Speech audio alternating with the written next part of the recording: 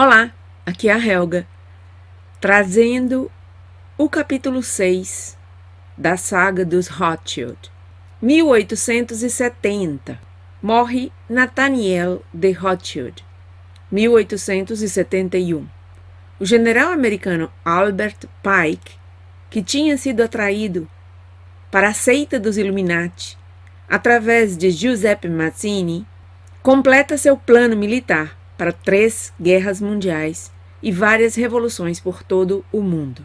A Primeira Guerra é para ser travada com a finalidade de destruir o czar da Rússia, como prometido em 1815 por Nathan Mayer Rothschild.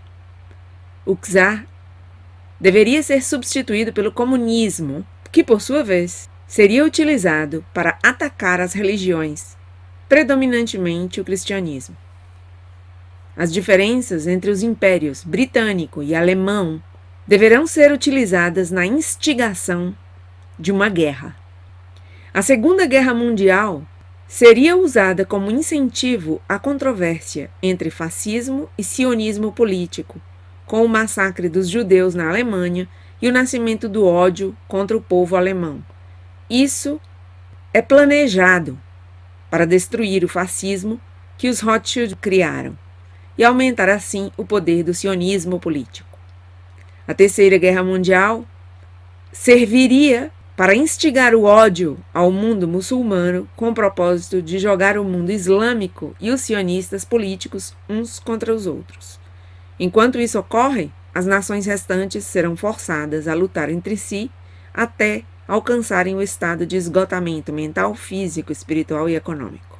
No dia 15 de agosto de 1871, Albert Pike escreve uma carta catalogada no Museu Britânico, uma carta para Giuseppe Mazzini. O teor da carta é o seguinte: iremos soltar os nihilistas e os ateístas e provocaremos um grande cataclismo social, que em todo o seu horror mostrará claramente a todas as nações o efeito do ateísmo absoluto, as origens da selvageria e da mais sangrenta agitação. Então, por todo o mundo, as pessoas terão que defender-se contra a minoria mundial dos revolucionários e exterminarão esses destruidores da civilização. As multidões desiludidas com o cristianismo e cujos espíritos ficarão a partir desse momento sem direção e sem liderança, mas ansiosos por um ideal e sem saberem para onde enviar suas adorações, receberão a verdadeira luz através da manifestação universal da pura doutrina de Lúcifer, trazida finalmente ao conhecimento do público. Essa manifestação resultará do movimento reacionário geral, ao qual se seguirá a destruição do cristianismo e do ateísmo, ambos conquistados e exterminados ao mesmo tempo.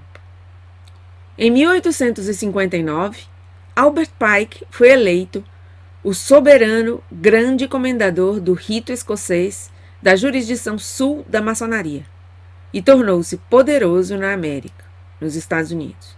Em 1872, também publicou um livro intitulado Morals and Dogma of the Ancient and Accepted Scottish Rite of Freemasonry, Morais e Dogma do Antigo e Aceitado Rito Escocês da Maçonaria, no qual abertamente afirma o seguinte: Lúcifer, o portador da luz, nome estranho e misterioso para dar ao espírito da escuridão. Lúcifer, o sol da manhã, é ele que traz a luz e com seus esplendores intoleráveis cega as almas fracas, sensuais ou egoístas? Não duvidem.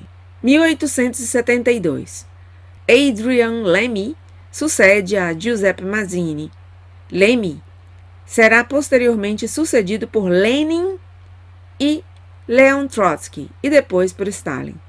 As atividades revolucionárias de todos esses homens foram financiadas pelos Rothschild. Nesse ano morre Giuseppe Mazzini. 1873. A deficitária empresa de exploração de cobre Rio Tinto, em Espanha, é comprada por um grupo de financiadores estrangeiros, onde se incluem os Rothschild. Essas minas representam a maior fonte de cobre de toda a Europa. 1875. No dia 1º de janeiro, Jacob Schiff, genro de Solomon Loeb, assume o controle da casa bancária Kuhn, Loeb Company e passa a financiar a Standard Oil Company de John D. Rockefeller. o Império Ferroviário de Edward R. Harriman e o Império do Aço de Andrew Carnegie. Tudo isso com o dinheiro dos Rothschild. Em seguida, identifica os maiores banqueiros da época nos Estados Unidos. J.P. Morgan, que controla Wall Street, e os Drexels e Beatles da Filadélfia. Todos os outros financiadores, grandes e pequenos, dançaram a música dessas três casas. Jacob Schiff configura, logo, as sucursais europeias desses três grandes bancos americanos, no entendimento de que Schiff, então, Rothschild, seja o chefe das operações bancárias de Nova York e, assim, dos Estados Unidos. N. M. Rothschild & Sons realiza a emissão de ações para angariar capital para o primeiro projeto de um túnel que ligue a França à Inglaterra, com metade do capital proveniente da Companhia Rothschild, Compagnie du Chemin de Fer du Nord, Rothschild, Companhia dos Caminhos de Ferro do Norte.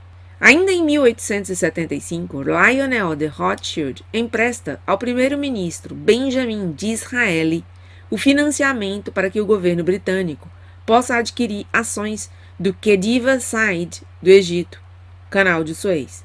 Isso é feito dessa forma porque os Rothschild necessitavam que esta via fosse realizada por um governo controlado por eles, de maneira a usufruírem da proteção dos militares nos grandes projetos de negócios no Oriente Médio.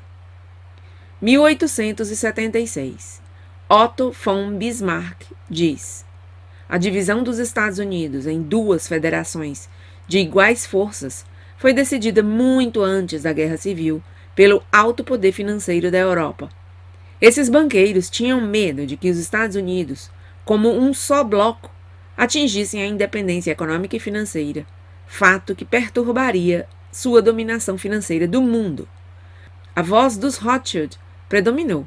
Eles previram o enorme espólio caso pudessem substituir as duas democracias débeis e em dívida para com os financiadores, numa república vigorosa e confiante. Assim, começaram com seus emissários na exploração da questão da escravidão e cavaram um enorme abismo entre as duas partes da república.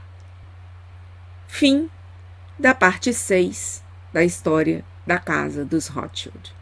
Até o próximo capítulo.